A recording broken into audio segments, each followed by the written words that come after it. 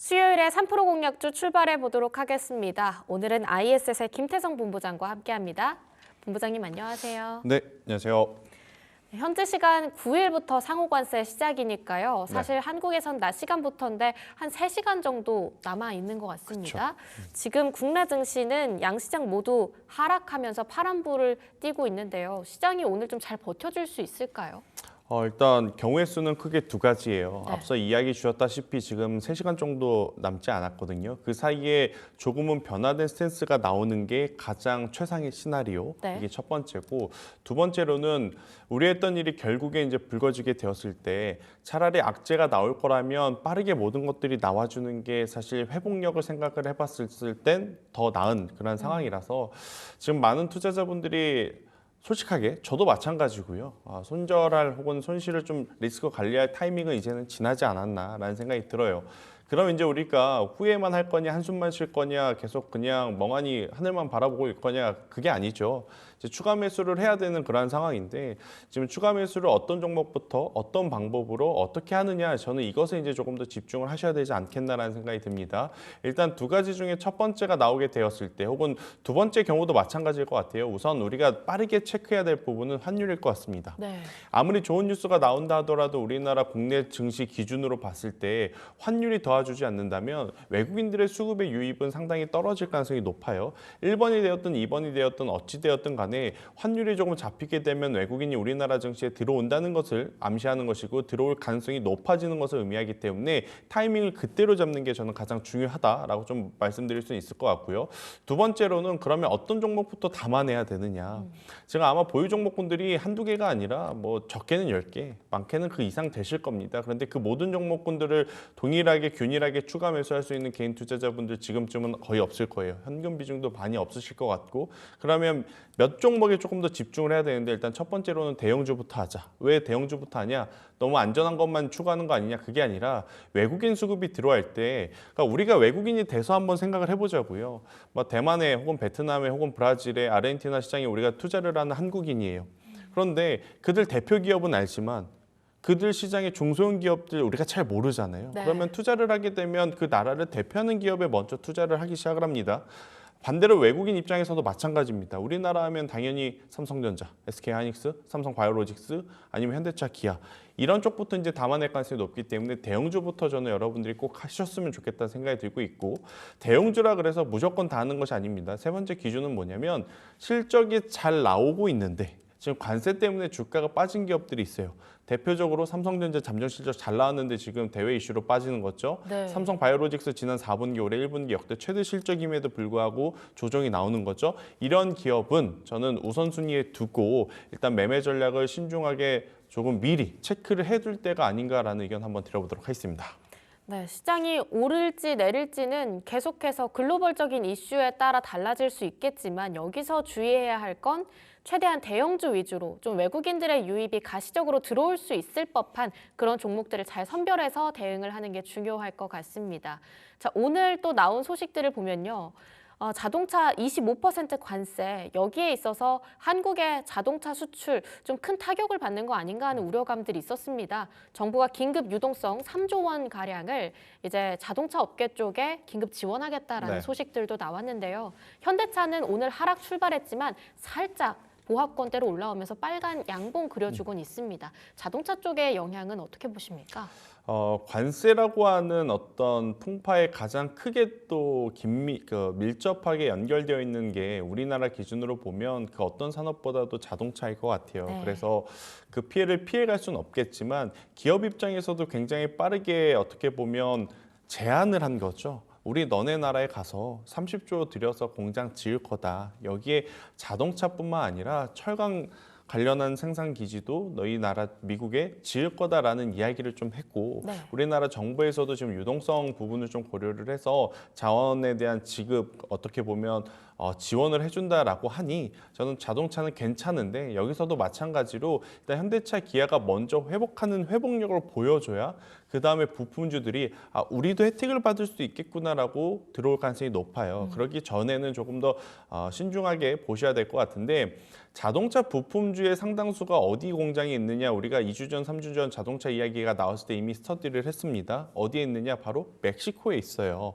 그런데 지금 굉장히 많은 나라가 미국과 관세에 대한 이야기를 하고 있는데 조금은 적극적으로 협력하려는 나라가 크게 세 나라입니다. 첫 번째 베트남, 두 번째 인도, 세 번째 멕시코. 그렇기 때문에 자동차주들 같은 경우에는 지금의 가격을 어떻게 보면 이용하실 분들은 이용하시는 게 맞을 것 같고 대신에 전제 조건은 현대차 혹은 이제 기아가 어떻게 보면 양봉 전환을 좀 빠르게 해주는 모습을 보이고 난 이후에 하는 것이 맞지 않겠는가라는 의견 드려보도록 하겠습니다.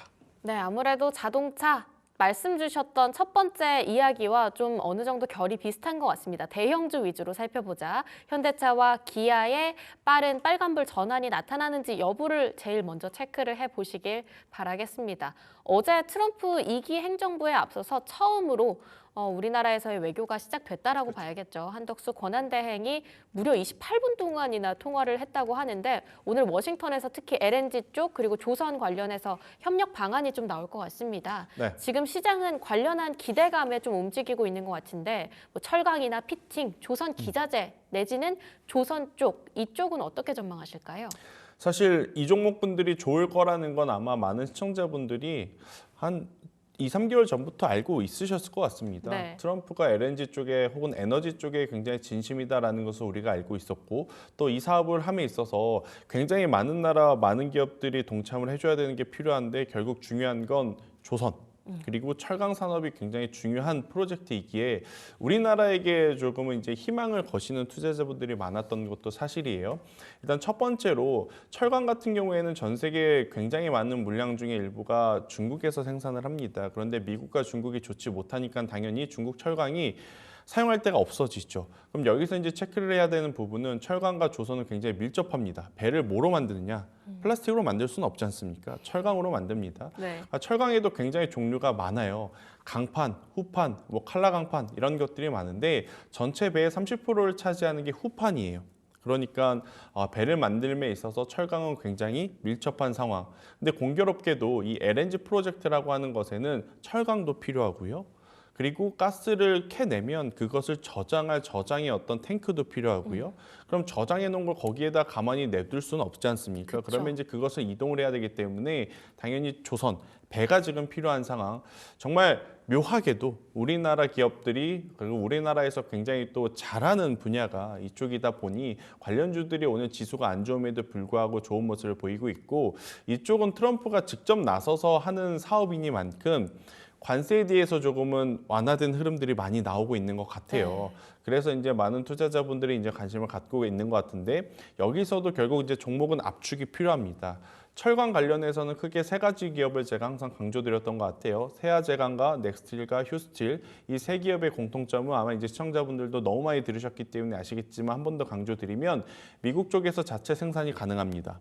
그러니까 예를 한번 들어보면 지금 전력기기주들 HD 현대일렉트릭과 효성중공업은 관세가 제로예요. 네. 과거 트럼프 1기 때 HD 현대일렉트릭 같은 경우에는 60%, 효성중공업은 40% 관세를 받았습니다. 아니 왜 그런데 지금은 0%냐? 미국 내 공장이 있기 때문에. 지금 넥스틸과 휴스틸, 세아제강도 마찬가지입니다. 그래서 철강 관련주를 보실 때 이 세 기업을 조금 더 집중해서 보시는 게 맞을 것 같고요. 그리고 이제 그룹사로 보면 포스코가 가장 어떻게 보면 또 밀접하게 연관이 되어 있어요. 뭐 이제 포스코 인터내셔널, 포스코 스틸리온, 뭐 포스코 홀딩스 이쪽을 이제 한번 더 그룹사를 보신다면 포스코 그룹사가 가장 또 수혜를 받을 수 있지 않겠는가 이렇게 보시면 될 것 같고 조선이냐 이제 조선 기자재냐 이것은 시청자분의 투자 성향에 따라서 좀 다를 것 같아요. 혹은 투자 포트, 보유 포트에 따라서 이제 선택지가 다를 것 같은데 내가 지금 보유하고 있는 종목군들 중에 대형주가 많다면 당연히 조선 기자재에 눈이 갈 수밖에 없죠. 조선 기자재 하면 저는 세진중공업을 보시는 게 맞을 것 같습니다. 아니 피팅밸브류가 더 좋지 않아? 더 좋은 건 피팅 밸브류가 맞아요. 그런데 지금 밸류에 대한 부담이 있는 상황이 피팅 밸브 한국화봉 동성 화인텍이기 때문에 어떻게 보면 조금 편안하게 잡을 수 있는 게 그 탱크죠. 그러니까 LNG 탱크를 전문적으로 만드는 세진중공업을 보시는 게 맞을 것 같고, 나는 이미 내 포트에 중소형 기업들이 너무 많다라고 하면 LNG 수주가 가장 활발했었던 기업이 어디냐? HD 한국조선해양입니다. 그래서 HD 한국조선해양을 포트에 맞게 한번 고민을 해볼 필요는 있지 않겠나라는 의견 드리겠습니다. 한조회도 진짜 많이 빠졌는데 그렇죠. 사실상. 그래도 다른 종목들 가는 것 대비해서 좀 천천히 가다 보니까 나중에 좀 힘 받나 싶었는데 장이 꼬꾸라지니 맞아요. 크게 힘을 못 쓰고 있습니다. 조선 쪽 안에서는 HD 한국조선해양, 그리고 기자재 쪽에서는 LNG 탱크와 관련한 세진중공업 받아봤고요. 철강 관련해서는 세아제강, 넥스틸, 휴스틸 이렇게 정리를 해볼 수 있을 것 같습니다. 오늘 투자자분들 사실 오늘뿐만 아니라요. 오늘까지를 기점으로 한 일주일가량 네. 이 스튜디오에 오신 많은 패널분들이 관망세를 유지하는 게 좋을 것 같습니다. 이 얘기밖에 거의 못 하셔가지고요. 네.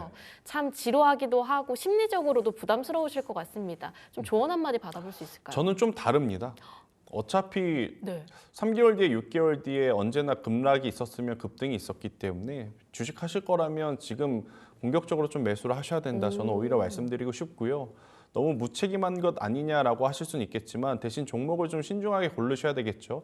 반도체를 보신다면 지금 삼성전자는 그 어느 때보다도 저는 사도 괜찮다라는 생각이 들고 있고, 잠시 후에 또 이야기를 드리겠지만 제약바이오 안에서도 우리가 계속 이제 눈여겨볼 기업들 많다라는 생각이 들어요. 그리고 이제 뭐 관세가 되었든 뭐가 되었든 뭐 결국 펀더멘탈, 그러니까 그 기업이 하고 있었던 본업이 흔들리지 않고 센티멘탈, 그러니까 투자의 심리 때문에 빠진 상황이라면 네. 저는 적극적으로 이용해 볼 필요는 있지 않겠는가. 나중에 이거 V자 반등 회복 나오고 나서 그때 쫓아가면 오히려 쫓아가서 매수한 그 스트레스를 받거든요.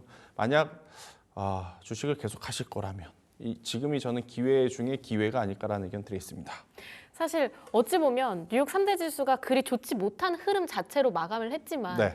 처음에는 좋았단 말이에요. 그 이유가 그렇죠. 일본이랑 한국이랑 뭔가 협상에 있어서 긍정적인 것 같은 말들이 나왔기 맞아요. 때문에 나스닥이 장중에는 한 4%까지 뛰었었습니다. 네. 그러다가 104% 중국 관세에 대해서 너무 완강하게 딱 입장을 얘기하니까 쭉 떨어지더라고요. 네. 어찌 보면 관세에 대한 노이즈가 살짝 완화되는 순간 시장에 V자 반등, 빠른 반등이 나올 수 있지 않을까 한다면 지금 본부장님께서 말씀 주셨던 것처럼 보수적보다는 약간은 적극적으로 봐도 되지 않을까라고 정리를 해볼 수 있을 것 같은데요. 그렇다 보니 더욱더 궁금해집니다. 네. 오늘 3% 공략주 어떻게 가져오셨을지 일단 오전장부터 흐름 한 번씩 짚어볼까요? 네, 일단 뭐 오전장은 약세일 수밖에 없는데 그래도 미국 증시 대비 지금 괜찮은 우리나라 증시다라고 아마 많이들 생각을 하실 것 같습니다. 그도 그럴 것이 사실 우리나라는 미국 증시가 지난 2년 동안 굉장히 잘 나갔을 때 대비해서 한참 못 갔어요. 네. 그런 부분이 이제는 오히려 좀 장점으로 좀 부각이 되는 상황. 그러나 앞서서도 한번 강조드렸지만 환율의 안정화가 빠르게 되지 않는다면 반등이 나오더라도 기술적 반등 구간일 수밖에 없다. 그런데 이제 환율이 조금 해소가 될 만한 뉴스가 나왔을 때는 저는 충분히 우리나라 증시는 공략해야 되는, 그러니까 위기이면서도 또 한편으로는 기회일 수 있겠다라고 한마디 정리 드려보도록 하겠습니다. 네, 위기일 수도 기회일 수도 있겠다. 현금 보유도 중요할 것 같고요. 어느 곳에 투자할까? 대형주 위주단의 움직임들 잘 파악해 보셔야 할 것 같습니다. 자, 우선 시장을 움직이고 있는 이슈들 하나씩 파헤쳐 볼게요. 첫 번째 직진 출발해 보겠습니다. 자, 오늘 첫 번째 이슈 직진, 마이크론 관세 부과. 삼성전자, SK하이닉스는 제가 키워드 브리핑할 때 살짝 언급을 하긴 했는데 이게 반도체의 제조 비용이 올라가게 된다고 하면 삼성전자랑 SK하이닉스도 그 여파를 피해갈 수 없겠다. 이런 이야기들이 좀 많이 들리는 것 같더라고요. 해당 이슈 관련해서 포인트 잡아주시죠. 그러니까 이게 소비자 입장과 판매자 입장이 조금 달라요. 근데 그쵸. 주식 시장은 순전히 이 판매자 입장에서 봐야 되거든요. 지금 내가 만드는데 들어가는 비용이 작년만 해도 100원인데 네. 지금 해가 바뀌어서 트럼프 대통령이 뭐라고 이야기를 하니까 200원이 됐어요. 그러면 그 차익 100원을 회사가 감당하지 않습니다. 그 100원을 누구한테 전가시키냐면 소비자에게 전가시켜요. 근데 그걸 삼성전자가 SK하이닉스가 먼저 한 게 아니라 마이크론이 먼저 했습니다. 그러니까 이 해당 섹터에 해당 어떤 분야에 1위도 아니고 2위도 아닌 3위가 먼저 했단 말이에요. 그러면 1위, 2위에게는 가격을 올려도 될 명분이 생기는 거예요. 사실 먼저 가격 올리기 부담스러웠을 겁니다. 네. 지금 마이크론도 가만히 있는데 우리가 먼저 가격을 올려버리면 트럼프가 가만히 있을까? 이런 생각도 했었을 거예요. 그런데 마이크론이 먼저 올려준 게 어떻게 보면 그래 저기도 올렸는데 우리도 올리지 뭐 이렇게 좀 볼 수 있는 시각도 있지 않겠나라는 생각이 들어서요. 저는 마이크론의 가격 상승이 어떻게 보면 삼성전자와 SK하이닉스에는 또 한 번의 기회. 근데 이 기회를 어떻게 살려야 되느냐? 경우가 두 가지가 있습니다. 같이 가격을 인상을 해서 실적을 빠르게 올려잡는 방법도 하나 있고요. 과거에 반도체 기업들의 어떤 전략 중에 하나는 뭐였냐면 상대방이 판가를 올릴 때까지 기다립니다. 올릴 때까지 기다리고 네. 본인들이 참을 때까지 참아요. 그러면서 시장 점유율을 또 낮은 가격을 보여주는 어떤 기업으로 이렇게 몰려오는 그런 것들을 원하는 때가 있었는데 저가 치킨, 저가 그렇죠. 커피처럼. 네, 그렇죠. 그런데 이제 아무래도 후자의 방법보다는 지금은 전자의 방법을 통해서 오히려 다가오는 2분기, 1분기는 실적이 괜찮으면 우리가 잠정 실적 발표를 통해 확인을 했으니까 2분기, 3분기에 또 한번 어떻게 보면 주가를 띄워줄 만한 모멘텀으로 작용할 수 있는 그러한 뉴스가 지금 하나 남은 것이 아니겠는가라는 의견 한번 드려보도록 하겠습니다. 네, 그러면 이런 해당 이슈에 따라서 저희가 발빠르게 눈길을 줘야 하는 종목들은 관련주로 어떤 게 있을까요? 일단 첫 번째로는 삼성전자예요. 네, 그러니까 삼성전자냐 SK하이닉스냐 지금 말이 많죠. 그러니까 작년에도 이 말이 많았습니다. 작년에도 지금 삼성전자냐 SK하이닉스냐 그때는 SK하이닉스가 너무나 압도적이었다. 그러니까 HBM을 필두로 하는 SK하이닉스가 당연히 이길 수밖에 없었던. 그런데 지금 와서 좀 생각을 해보면 SK하이닉스는 또 다른 HBM의 새로운 모델들이 잘 팔리지 않는다면 다른 곳에서 해답을 찾기가 조금 부담스러운 상황이에요. 근데 작년 계속 HBM 할 수 있습니다. HBM 퀄테스트 통과되었습니다. 했다가 결국 못했던 삼성전자가 지금에 와서 보면 기존의 디램과 레거시 때문에 잘 버텨주고 있고 여기에 만약 HBM이 그들이 말했던 대로 올해 여름에 양산 체제로 좀 들어가고 플러스 삼성전자는 파운드리라고 하는 카드를 어떻게 쓰느냐에 따라서 또 투심을 살릴 수 있느냐 아니면 또 정체를 만들 수 있느냐 저는 여기에 갈려 있다고 생각을 하거든요. 삼성전자에 투자하는 많은 투자자분들의 불만은 지금 파운드리 때문에 수주도 못 받고 계속 이제 적자 폭이 늘어나고 있는 상황인데 이 부분만 잘 어떻게 보면 플랜 계획을 말해주기만 하면 삼성전자에게는 오히려 주가가 하락하는 모멘텀이 아니라 주가를 좀 들어 올릴 수 있는 모멘텀으로 작용할 가능성이 높아서 이 부분들을 좀 체크를 했으면 저는 좋겠다는 생각이 들고 있고 또 이제 소부장주 안에서 여러분들이 보실 때 중국 매출 비중이 좀 높은 쪽을 찾으셔야 될 것 같습니다. 지금 미국 내 기업들은 내가 여기서 캐패스 투자를 해야 되는 게 맞나? 고민 많을 거예요. 네. 한다면 지금 어느 나라 어느 공장에 해야 되는 것이 맞을까? 이게 지금 굉장히 복잡하거든요. 네. 하긴 해야 되는데 지금 해야 되는 게 맞을까? 그런 기준으로 좀 생각을 해보면 오히려 전체 매출에서 다수가 중국 매출에서 발생하는 소부장주들이 더 유리할 가능성이 높아요. 대표적으로 이제 주성 엔지니어링을 우리가 이제 최근에 많이 언급을 좀 드렸던 것 같은데 주성 엔지니어링뿐만 아니라 뭐 넥스틴과 같은 기업들도 있고 테스라 같은 기업들도 있다 이렇게 좀 말씀드리고 또 방금 말씀드렸던 테스도 마찬가지죠. 결국 레거시에 대한 재고가 감소하면 결국 레거시를 다시 만들어야 됩니다. 그 만들려면 다시 전공정 장비주들이 또 관심을 받아야 되거든요. 그 기준으로 봤을 때 테스까지도 한번 여러분들이 보신다면 저는 괜찮지 않겠는가라는 의견 드리겠습니다. 네, 이렇게 반도체 관련한 이슈 직진 첫 번째로 다뤄봤습니다. 바로 이어서 두 번째 함께 확인해 보시죠. 두 번째는 바로 바이오 쪽입니다. 관세 피한 바이오주, 추가 관세 위협. 그러니까요. 이게 사실 아직까지 크게 못 박아둔 건 없지만 계속 스멀스멀 위기감 올라오고 있습니다. 그래서 미국 안에서도 일라이릴리나 노보노디스크 주가를 보면 변동성이 상당히 그쵸. 크고요. 어제 국내 증시에서는 비만 치료제 쪽이 시세가 강하게 나왔는데 이쪽 관련해서도 포인트 받아봐야 될 것 같아요. 일단 비만 치료제 관련해서는 참 복잡해요. 경우의 수가. 그러니까 비만 치료제 하면 일라이릴리 노보노디스크인데 이틀 전, 3일 전부터 보면 주가의 조정이 좀 셉니다. 네. 그 이유는 뭐냐면 지원하기로 했던 지원금, 그러니까 보조금에 대해서 조금 안 된다라는 이야기를 했죠. 그러면 우리나라 증시의 관련주들은 떨어져야 되는 게 맞는 것인가 아니면 올라가야 되는 게 맞는 것인가 굉장히 고민이 될 수밖에 없는데 올랐단 말이에요. 네. 올랐었던 이유는 뭐냐? 우리나라 비만 관련주들의 특징은 스마트 대포 기술입니다. 그러니까 일주일에 한 번 맞을 걸 스마트 대포 기술을 이제 활용을 하면 약물 지속형 플랫폼이라고 아마 들어보셨을 거예요. 네. 일주일에 한 번 맞아야 될 게 한 달에 한 번으로 줄으니까 그래 이렇게 되면 우리나라 기업들의 기술력을 조금 더 글로벌 빅파마들이 좀 챙겨주지 않겠는가라는 어떤 이제 그 알고리즘으로 우리나라 관련주들은 좀 상승을 했는데 이 부분은 사실 행복회로가 거의 한 70에서 80% 비중이 아닐까라는 생각이 들어요. 일단 냉정하게 그럼 본다면 결국엔 지금 관세에 대한 상세한 디테일함이 지금 나오진 않았습니다. 어떤 품목을 관세를 하고 그쵸. 어떤 품목은 제외가 되고 어떤 기업이 들어가고 어떤 기업이 빠진지를 모르기 때문에 일단 제약바이오 같은 경우에는 공격적으로 투자하기에 좀 꺼려지긴 하나 한 가지 확실한 건 확실한 건 딱 두 가지입니다. 일단 첫 번째 트럼프 대통령이 후보자 시절에 이야기했었던 가장 중요한 어떤 공약 중에 하나는 약값 인하이고요. 두 번째 우리도 마찬가지지만 월급이 안 늘어나고 자꾸 이제 소비만 늘어나고 그러니까 지갑이 얇아지면 핸드폰 교체 잘 안 하죠. 그렇죠. 그리고 차도 조금 더 안 타겠죠. 사죠. 네. 그리고 PC도 안 바꾸겠죠. 그런데 내 몸이 아파서 먹는 약은 내가 지금 지갑이 얇다 그래서 안 먹을 수는 없습니다. 그렇기 때문에 결국엔 CDMO, CMO 그러니까 바이오시밀러 쪽 같은 경우에는 관세에 대한 여파가 있다 하더라도 가장 빠르게 좀 이겨낼 가능성이 높지 않겠는가라는 생각이 들어서요.